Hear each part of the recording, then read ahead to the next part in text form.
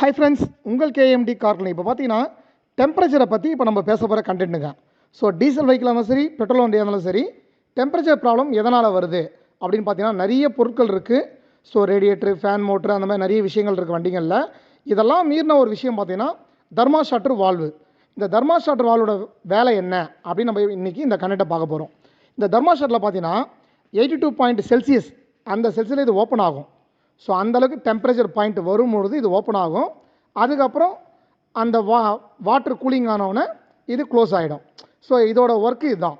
ரொம்ப பழைய மாடல் வண்டிங்க, இல்லை கொஞ்சம் கிலோமீட்டர் அதிகமாக ஓடின வண்டிகள் பார்த்திங்கன்னா இது கரெக்டான ஆப்ரேட் வேலை செய்யாது. அப்போ நம்மளுக்கு என்ன ஆகும்னா டெம்பரேச்சர் வந்து இன்ஜினோட லெவல் வந்து அதிகமாக ஏறும். ஸோ ஏறும்போது நம்மளுக்கு ஃபஸ்ட்டு விஷயம் ஏசியினுடைய கூலிங் கட் ஆகும். இந்த ஏசியோட கூலிங் கட் ஆகும் போதே நம்ம வந்து வண்டியில் வந்து டெம்பரேச்சர் வந்து அதிகமாக ரேஸ் ஆகுது அப்படின்னு நம்ம தெரிஞ்சுக்கலாங்க. ஸோ இந்த கண்டென்ட் உங்களுக்கு எல்லாம்